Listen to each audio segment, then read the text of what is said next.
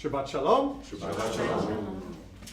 I am willing to make a small wager, not much of a betting man, but I would wager a small amount, that most of you at some point in your educational career read an anthology of English literature that would maybe have excerpts going back to Chaucer, maybe Beowulf if it was being very daring, and then a smattering of other things, maybe a little John Donne, a little bit of Shakespeare, and a few Emily Dickinson maybe, E.E. Cummings trying to bring it into the modern world. And you may have thought to yourself, what's the point of this anthology? Right? Why put it all together? If I want to read Shakespeare, I'll read Shakespeare. If I want to read Chaucer, and some people do, then you can go and read Chaucer. Why put these all together in one book? And as a teacher, you would say... Common themes. A common theme, right? That the English language, as a matter of fact, has a common history, has a shared thread, and that by seeing the expression in the same language as it evolves throughout the centuries, we are able to follow a certain cultural pattern, a certain emotional pattern, a certain feeling that can often expose ideas, concepts within ourselves that we would have missed if we had just been a Shakespeare purist. That these anthologies help tap into something that is larger than any one of them might have had. But there is also the flip side, the uncommon themes, that they are not all identical, that each and every one of the authors had something different to say and said it in a different way.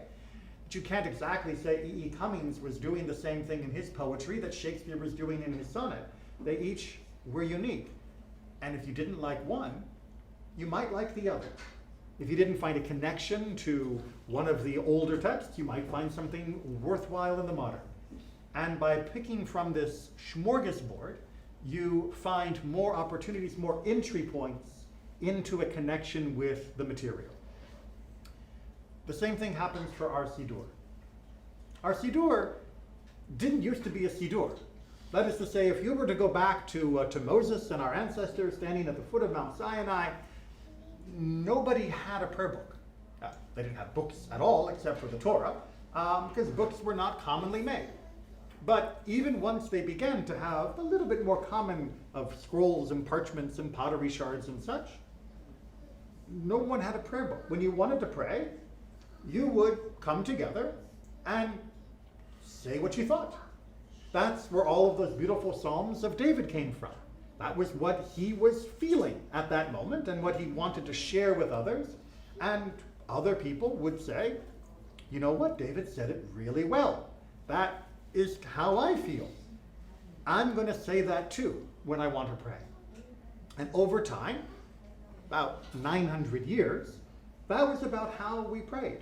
We might do some of the greatest hits that we had heard about, might borrow someone else's spontaneous expression because it captured how we were feeling at this moment. But there was no set book that said, this is how you have to pray. Not until after we came back from Babylon.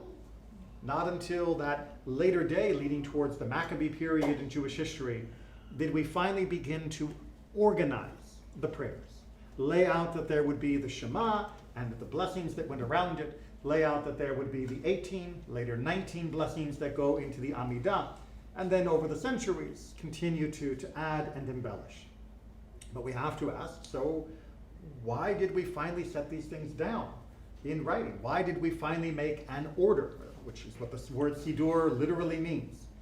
And there are many, many different historical, psychological, sociological, spiritual reasons for this, but I wanted to share one today, because otherwise we won't get home.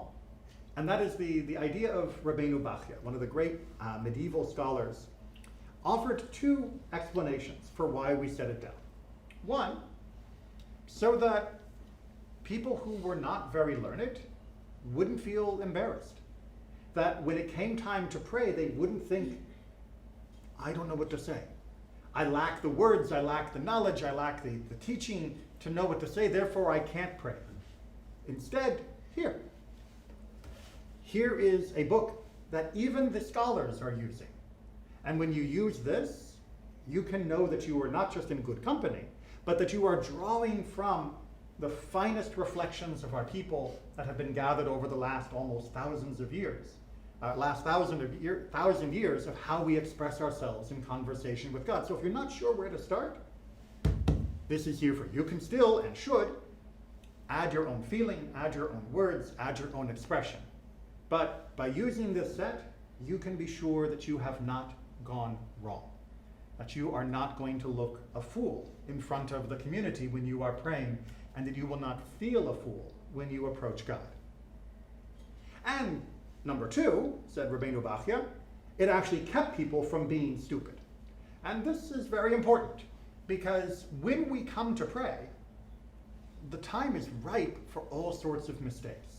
We can step forward into prayer and suddenly we are anthropomorphizing God as being some guy in a white robe with a white beard sitting on a big chair, and we're pleading to him the way we would plead to the king of our kingdom.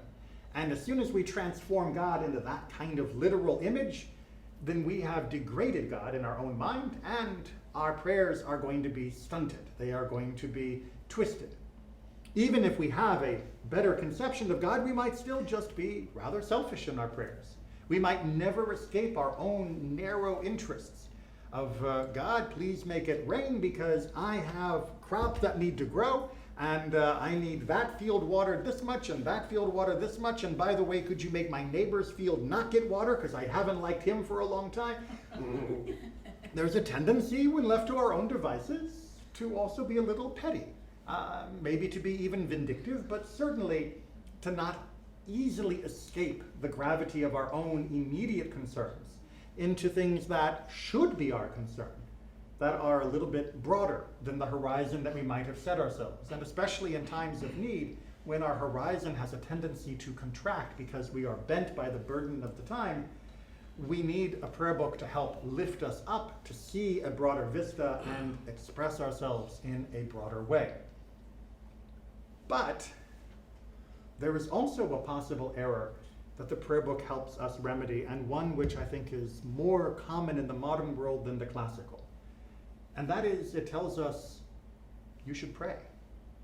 It's very common in the modern world for us to look at Judaism as being cultural idea.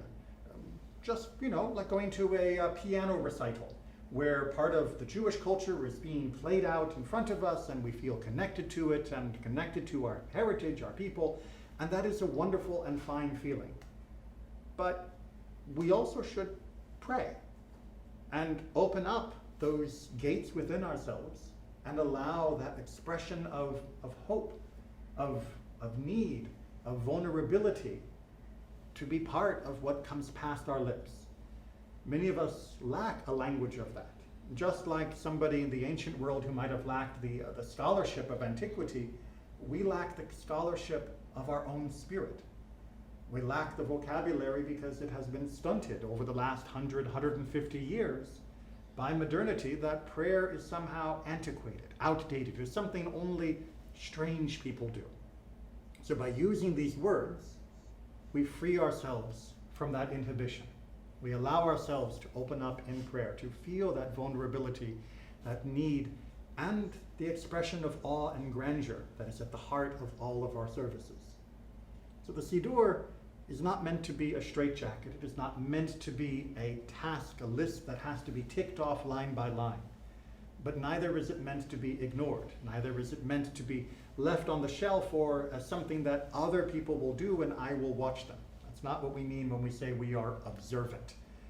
Instead, prayer is something that is meant to open us up. So allow yourself, as we go forward in our service, getting to the official parts in just a moment, to see the words perhaps through new eyes. Some of them may resonate immediately, some may not. That's okay. This is an anthology that is almost 3,000 years in the making. I don't expect every single line to be chiming away in your head like the giant bells of a cathedral. But if you listen carefully, especially to yourself, you will find that there are words and phrases here that are exactly what you need to say. And it may surprise you. Shabbat Shalom.